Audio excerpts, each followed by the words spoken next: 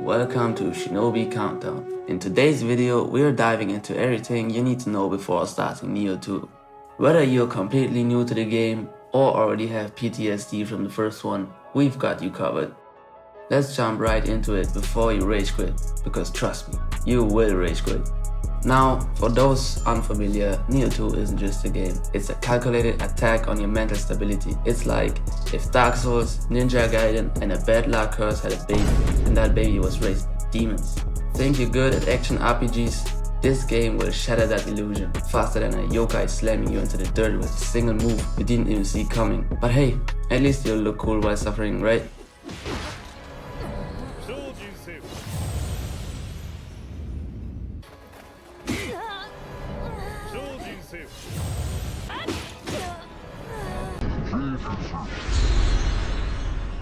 But don't panic just yet. By the end of this video, you'll have the essential knowledge to survive, or at least prolong your inevitable suffering. Either way, we got you. So grab your best katana, say a prayer to the gaming gods, and let's break down everything you need to know before stepping into this beautiful, unforgiving nightmare. Let's start with the basics. Nioh 2 is an action RPG developed by Team Ninja and published by Koei Tecmo. Released in 2020, it's both a prequel and a sequel, because who needs a linear timeline when you can have time-traveling lore that makes your brain hurt?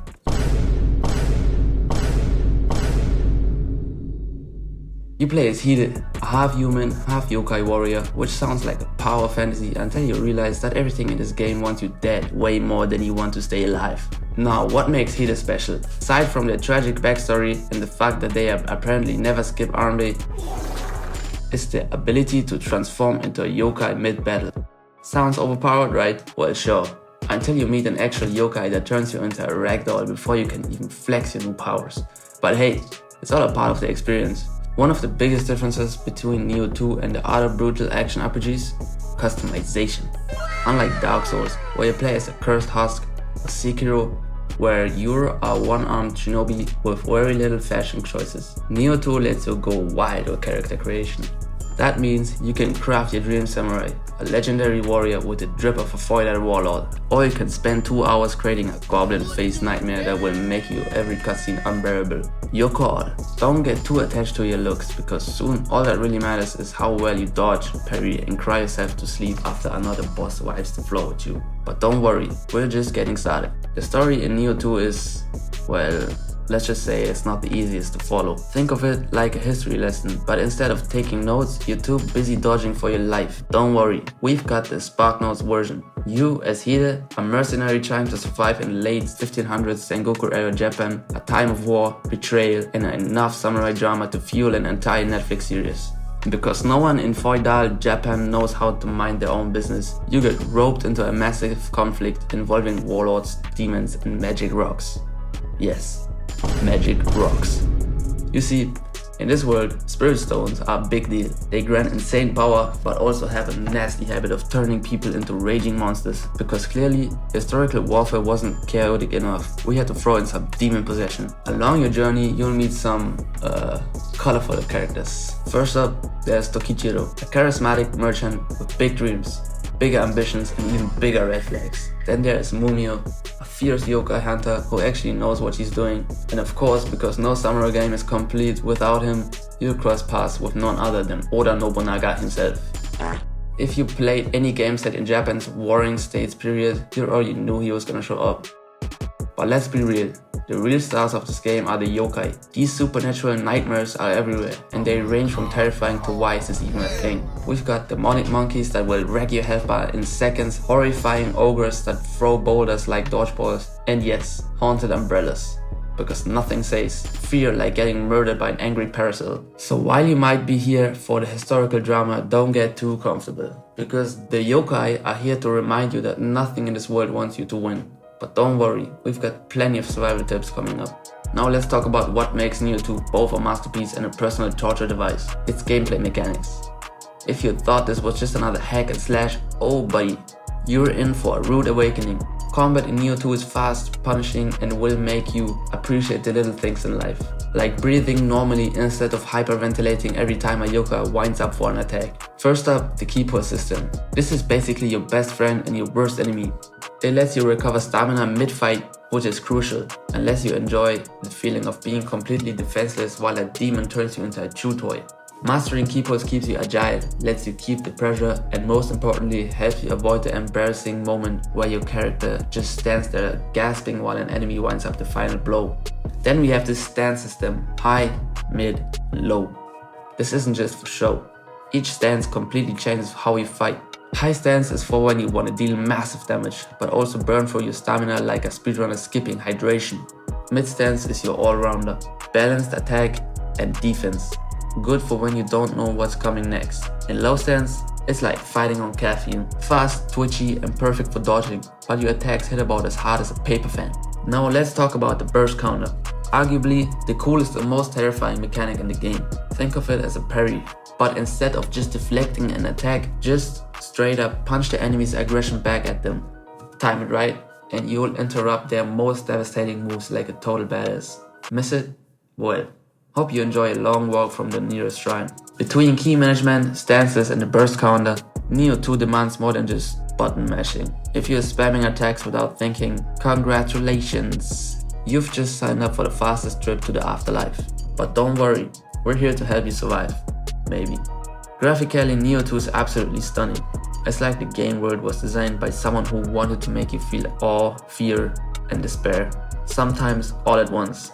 You'll explore foggy temples that look like they were plucked straight off the haunted history book, burning battlefields where every corner could be your last, and plenty of areas that just scream, yep, you're about to die here. But don't worry, at least you'll look cool while you're getting wrecked. Every environment in Nioh 2 feels like it's a part of a bigger, darker story. One minute, you'll be admiring the serene beauty of Mountain Vista. The next, you're staring down a horde of demons in a temple that's been cursed for 200 years. It's all about the contrast. Peaceful one moment, and BAM! You're knee deep in a battle for your life. Talk about a roller coaster.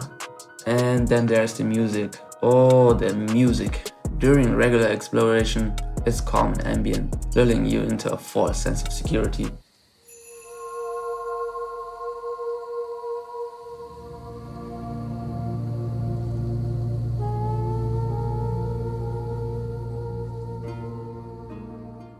But the second you get into a boss fight, it's pure adrenaline. The music starts ramping up and you feel like you're in the most epic life or death showdown of all time. Or you know, the soundtrack might just be mocking your inevitable failure.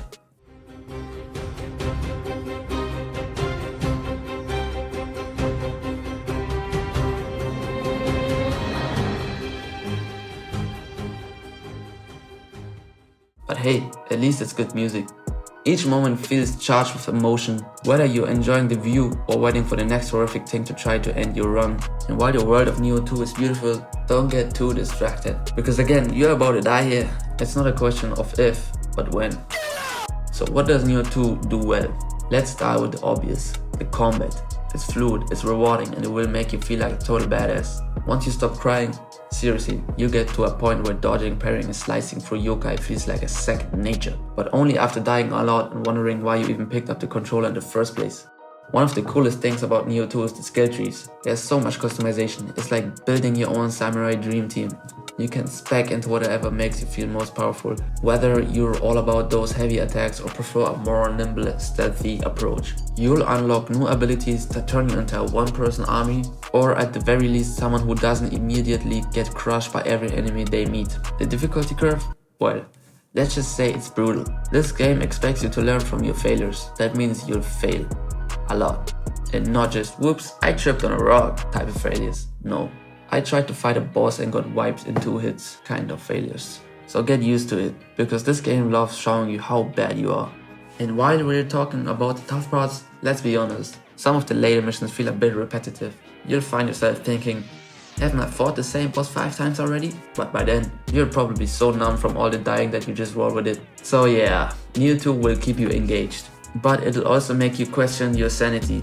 It's a beautiful, brutal experience that's constantly rewarding you for surviving, if you can survive. Alright, now that you've heard all about Nioh 2's blood-splattering glory, let's talk survival tips. And trust me, you're gonna need them.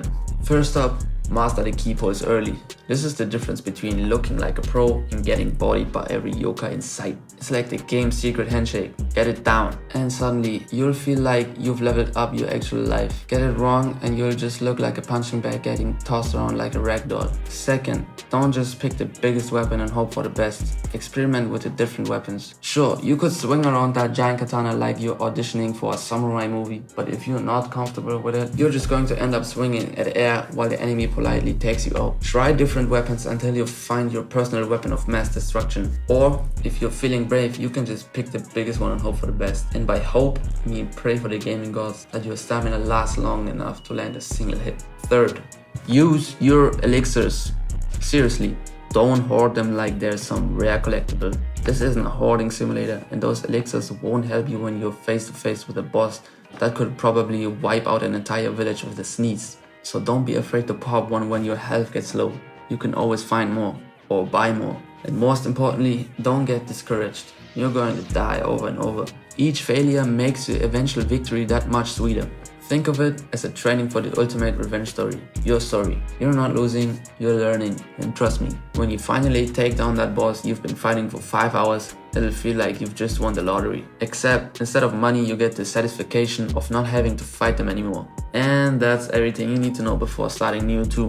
Hopefully, with these tips, you'll survive longer than 5 minutes. But let's be real, this game will still humble you. Just remember, every death is just another step towards greatness. Or at least, another step towards figuring out which weapon makes you die slightly less. Now we want to hear from you. What are your thoughts on Nioh 2? Love it? Hate it? Currently stuck in a boss fight that feels like an unpaid internship in pain? Drop a comment below and let us know how many times you've died so far. We promise, we're keeping score. If you enjoyed this video and don't want to miss more guides, countdowns and overall ninja level content, don't forget to like, subscribe and hit that notification bell. Because let's be honest, deep down we all need that sweet validation. Thanks for watching Shinobi Countdown. Now go forth, samurai, and try not to rage quit. At least not immediately. We'll see you in the next one.